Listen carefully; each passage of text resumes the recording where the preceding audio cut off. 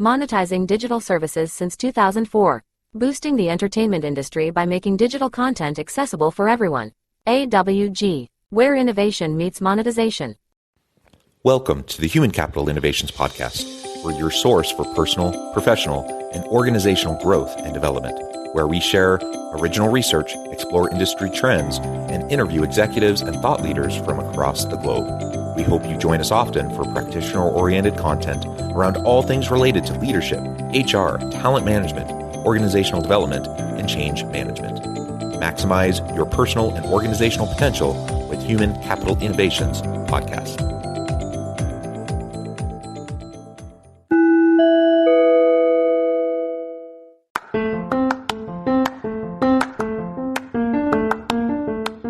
If you enjoy the Human Capital Innovations Podcast, enjoy ad-free listening by going to the Patreon page, and please consider contributing even at the producer or sponsorship level.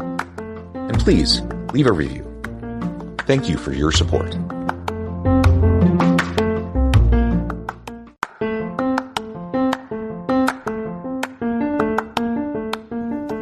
Welcome to the Human Capital Innovations Podcast. In this HCI Podcast episode, I talk with Alyssa Cox about the importance of building and maintaining a network internally in your organization to help you meet your goals.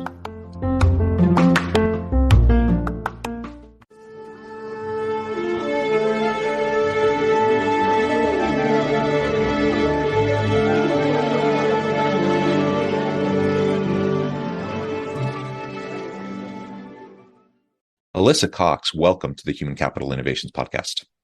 Thank you so much, John. I'm excited to be here.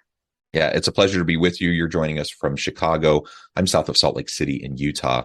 And today we're going to be focusing the conversation around the importance of building and maintaining a network internally in your organization to help you meet your goals. Now, we talk about networking a lot. And of course, professional networking broadly outside of your current organization, that's also very, very important. So just because we're focusing on internal networking, we don't want to suggest that the other forms of networking aren't important. Of course they are. But today we're going to be focusing specifically on internal networking throughout your organization so you can leverage those relationships and influence as you're both developing your own career, but also just working to collaborate more effectively and have good outcomes for your team. As we get started, I wanted to share Alyssa's bio with everybody. Alyssa Cox is the founder of Blue Swift Consulting and a respected organizational effectiveness strategist with 14 years of experience helping organizations unlock the latent potential in their workforces by taking advantage of the unrealized opportunities built into their everyday practices. I really appreciate you joining me. Anything else you would like to share with me or my audience by way of your background, personal context before we dive on in further? I've spent part of my career with a major consultancy. And when I was with that consultancy, we talked about networking all the time. And it was almost exclusively internal networking. And I've never, anywhere else that I've worked or anywhere else that I've been, I've never seen that kind of internal networking focus, but it was so powerful. And so you'll hear me in the next few minutes get really jazzed about this subject. And it's because I do think it's a really powerful tool for effectiveness and all the things that you want out of your external network, you will bolster with your internal network. So give it a chance and make sure you're not missing out on that really critical portion of the power of your network. I love it. And I'm glad you're so excited about it because most people I talk to dread networking. The idea of networking is something that they cringe, about, and they kind of often will shrink from. So we do need the evangelists, of networking who are excited about it, who can really help to convey the importance of it.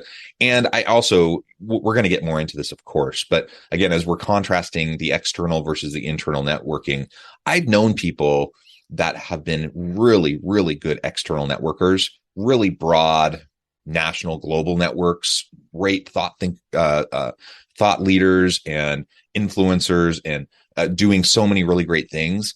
But within their organization, they were very ineffective because they didn't have they put all the energy into their external network. They didn't have much of any internal network. And in fact, really all they had was bad relationships and reputation within their internal organization, which impeded their ability to succeed.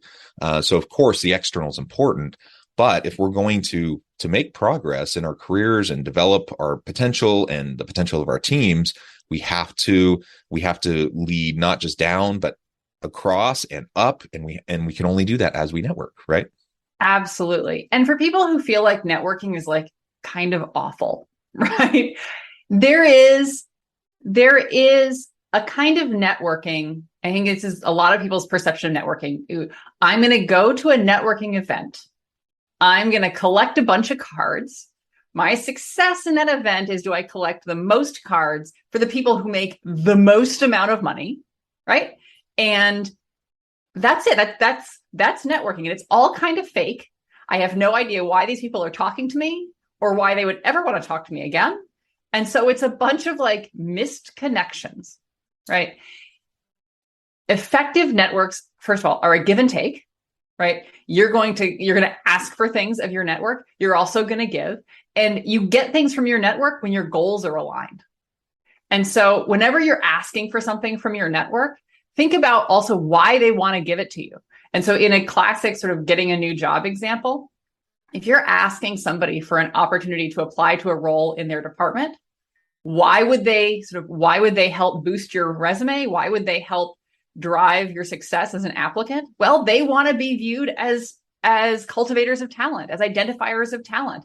They want to bolster that reputation for themselves within the organization. They want to build their internal network across the organization, and putting somebody that they find qualified into a role within their organization helps meet their objectives. And so thinking about the confluence of objectives across your network and how we all sort of help each other, it's not just a take, but it's also a give. This is, I think, a really important part of shifting your mindset about networking and making it just a lot less awkward. Yeah, that reciprocal relationship is super important, whether we're talking about professional networking or really any relationship, right?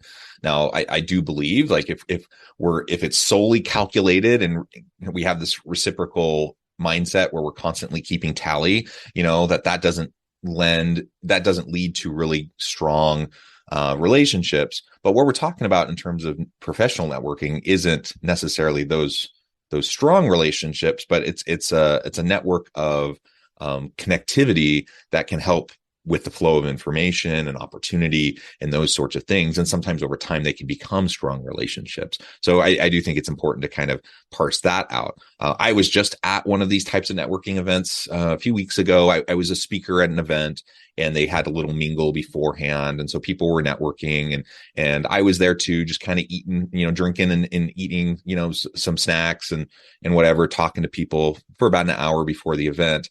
And yeah, man, I don't like it. I like talking to people, but I don't like kind of the fakeness of people feigning interest that don't seem to have interest in each other, just trying to get cards or add you on LinkedIn or whatever. And I'm not sure really why it matters or how that really helps you. I don't think that does help you very much. Sometimes on the one-off, you might get lucky and you make that connection with someone who, where your values and your needs align, and you can follow up and have contact, and that's fantastic. But the bottom line is those sorts of networking events, those contrived networking events, that's what most people think about when they think about networking. And that's not where the magic usually happens, is it? That's right. It's like trying to find your next best friend at a rave. Go there, have a good time, interact with people. It's great. But afterwards, are you expecting to have them over for board game night? Probably not, right?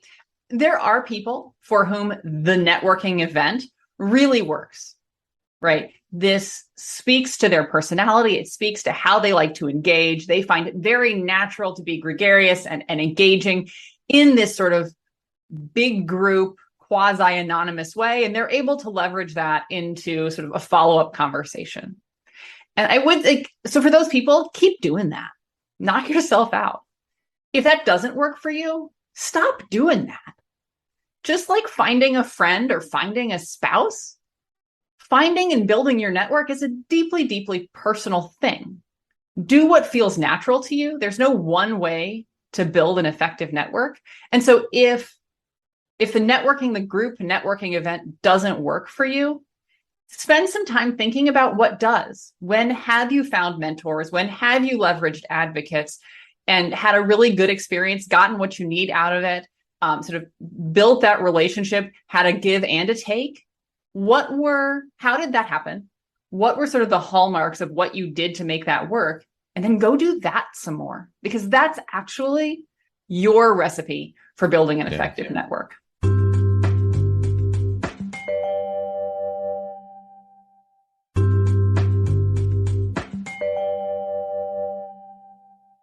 And it really can and often does happen more organically. Now, we often have to be purposeful about it.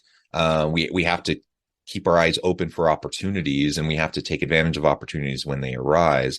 And so if we have our head down and we're just kind of narrowly focused on whatever our work is, and we don't take those opportunities to meet new people, and maybe have a meal with different people frequently, or go to those mixer events, or whatever. Like, and as right now, as we're talking internally within organizations, every organization does this a little bit differently. Maybe you really don't like happy hour kind of settings. You don't want to go hang out with everyone after work.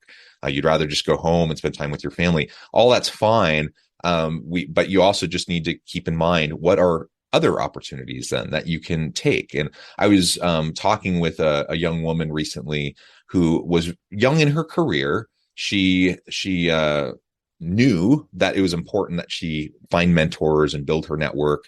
And she did something I'd never seen anyone be so darn proactive and take the initiative to do it. But she just made a point of every day she would go to, it was a big organization. They had a couple thousand employees, lots of different departments. She didn't just stay in her department and eat lunch, but every day she would go to a different department and she would just find people who were eating, and she would just approach them and say, "Hey, I'm so-and-so from this department. Would you mind if I just sit with you and eat?" And she did that. And she ate with different people all the time. And over the course of her first year at that organization, she became the well-connected person that everyone knew everyone else, who people would go to. And she was able to position herself that way simply through eating lunch with different people, and making a point of it, and so it doesn't have to be these big, awkward networking events. It can be more casual things. There's all sorts of opportunities as we work with cross collaborative teams, as we have professional development opportunities. I mean, the list goes on and on and on of how you can make those connections with people around your organization. Just look for those opportunities and then do what fits with you and your personality, so that you can be genuine and authentic. And when you're genuine and authentic, and a little bit vulnerable, then it gives other people the permission to be the same. And that's where you can have much better connections, right? 100%. And I would also say, if you're struggling with like your why, right? What is your objective? What are you trying to accomplish? If you're going outside your organization, you're looking for another job, that's your objective, right? But inside your organization, every year you set up goals. You're working on something. And the work that you do on that thing can be greatly amplified by aggregating others' efforts, whether it's their hands on the keyboard or their insights. And so I like to advise people, right? If you're thinking about like, what do I need to do to build my network? My first question is, what are you trying to accomplish? If you have an objective in mind, then I like to think about your network and people in your network as falling into like three buckets, right? You've got mentors who help you think differently and think outside the box. They give you new ideas, but they're there to help you think. You've got advocates. These are people who are there to open doors for you to new opportunities, to resources and headcount, to sort of new folks across the organization. But you're asking them for something. And then there are followers. And these are the people who are willing to put their hands on the keyboard with you, are willing to do the heavy lifting with you. And if we think about your network in those terms, and people falling into sort of those three buckets vis-a-vis a specific objective, if your network is 500 people, the network that you really want to focus on right now, given your specific objective, is probably like 5 to 6 people. And as you think about it, do you have the right 5 to 6 people to fill those 3 roles? And if you find that you're light, well, this is where you now need to go and bolster your network. And we're talking about, it can be outside your organization, but there are you have a captive audience inside your organization. Don't walk away from those 20 or 200 or 2,000 or 20,000 people just because they already work where you work. Like you said, they're a captive audience, but there's at least some level of value alignment and congruence between goals and wants and needs and objectives, right? And so sometimes when you're trying to build your external network, it can be a little challenging to just find people with the right fit. I think it's easier. It's easier within your own organization where there's a common language, there's common culture, some sort of shared history, institutional memory, et cetera, to make those connections with people. Another thing that I was thinking about was, I'm a university professor, in addition to doing consulting work and things like this podcast. And I've been at my university now for over 13 years. Large university, 40,000+ students. I don't even know, probably something in the range of 3,000 to 4,000 faculty, staff, administrators, all the support people. And there's a lot of people, right? And I've been here a long time. I feel like I've done a pretty good job of connecting and networking across campus with lots of people in different divisions, different parts of campus, in part due to some different roles I've had, different working groups and committees I've been on, those sorts of things. But I recognize with the efforts I put in, for example, early in my career, pre-tenure, and then moving past tenure, moving into my future, I put a lot of effort into building that internal network because I saw that as being really important and vital to me, to not only having success in my own career, but building a successful academic program and et cetera, et cetera, et cetera. But what I need to remind myself of continually is just because I did a lot of work in this space 10 years ago, 5 years ago, doesn't mean it maintains itself today, right? There's constantly people changing. And even at a university where it's pretty stable and there's less outflow of people, as you might have at a for-profit corporate kind of organization and setting, we still have turnover and we still have people coming and going, and there's constant inflow and outflow of people. People change roles. And so it's something you have to constantly be paying attention to. And you can't feel like just because you are really plugged in and you really have great connections and you have great relationships with people 2 years ago, that doesn't necessarily mean much of anything today, unless you're staying connected, you're sustaining those relationships and investing in those relationships, and you're working to make new meaningful connections in the areas that are needed, right?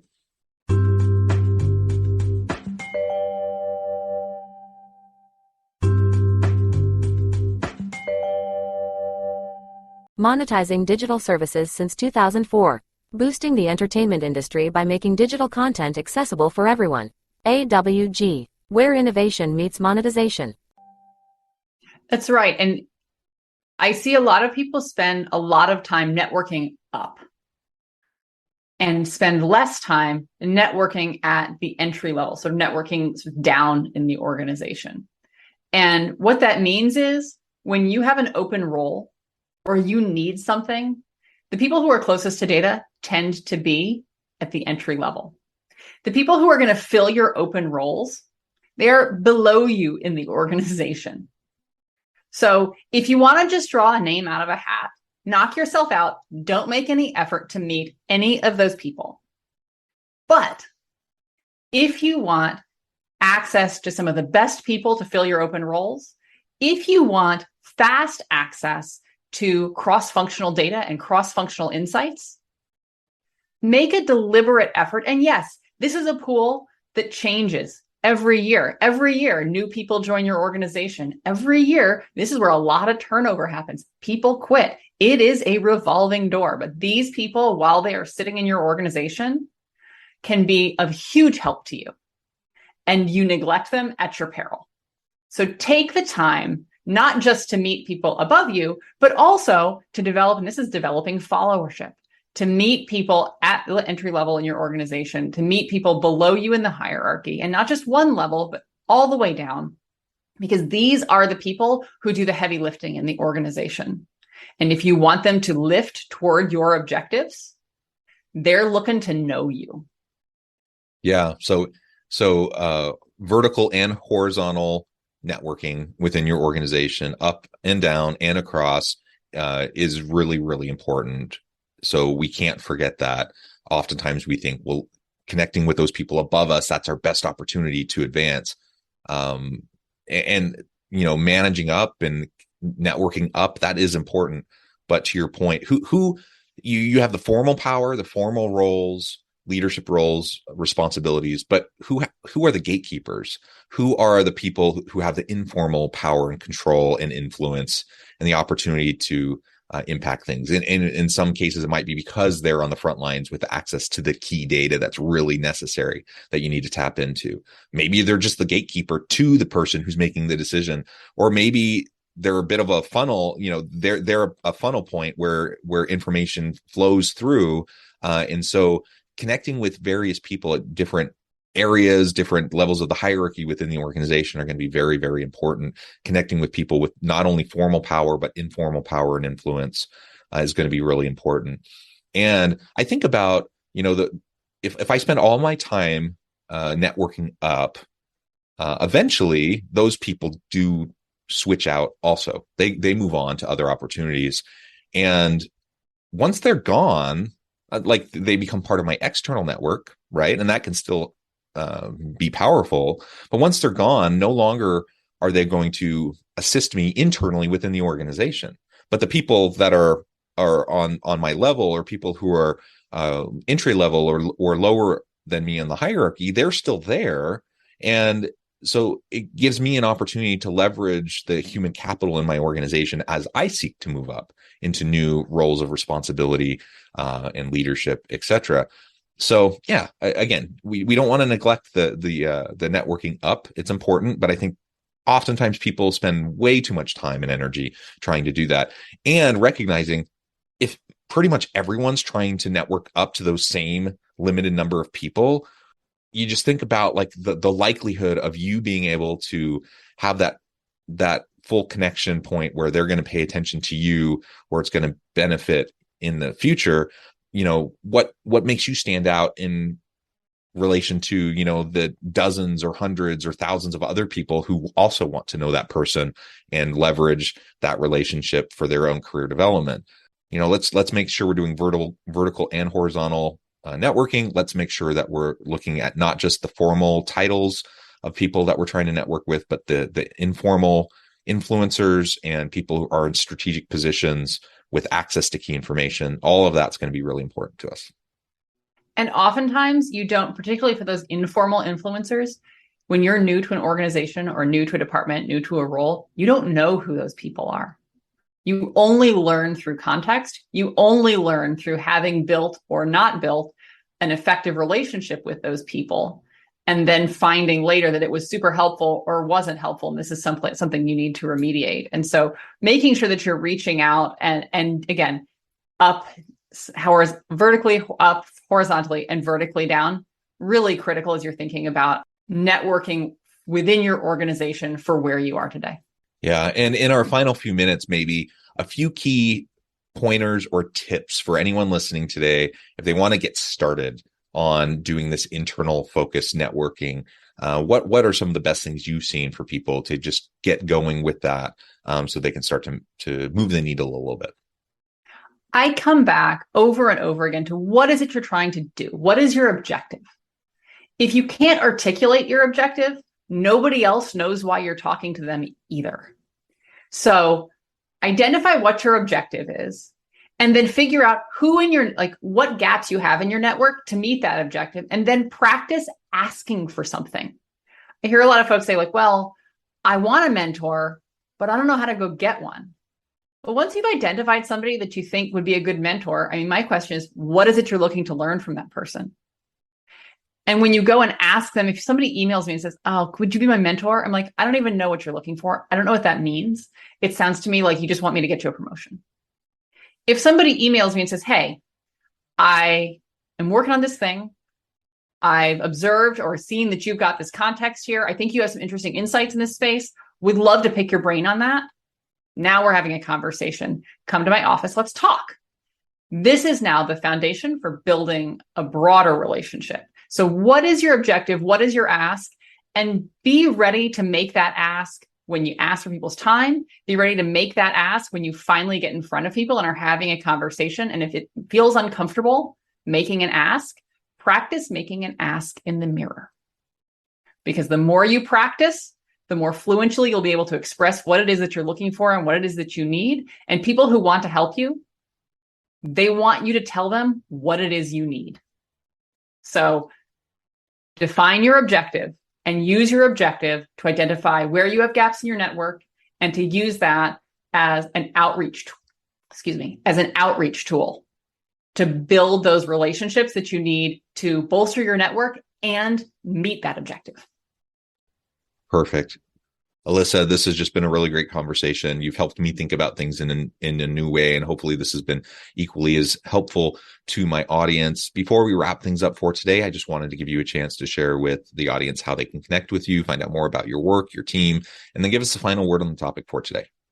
Sure. So you can reach me. I'm active on LinkedIn. I also run a small consultancy called Blue Swift Consulting. You can find us at www.blueswiftconsulting.com. And I talk to people about networking. I talk to individuals. I talk to teams. I talk to big groups. And so if you want to talk about networking, particularly how to amplify your impact inside your organization and how to help your team do that, shoot me a note on LinkedIn. So shoot me a note through the website. Would love to just sort of talk to you first and get a sense of the lay of the land. Your network, you put a lot of effort into so much that you do. You put a lot of effort into your schoolwork. You put a lot of effort into your work. You put a lot of effort into the work that you do with your family. You know how to put work in.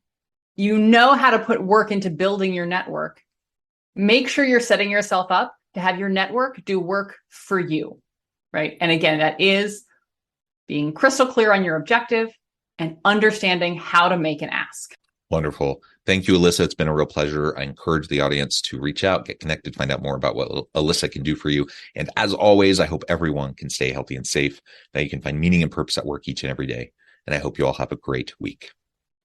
Do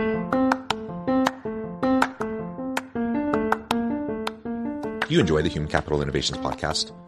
Enjoy ad-free listening by going to the Patreon page. And please consider contributing even at the producer or sponsorship level. And please leave a review. Thank you for your support.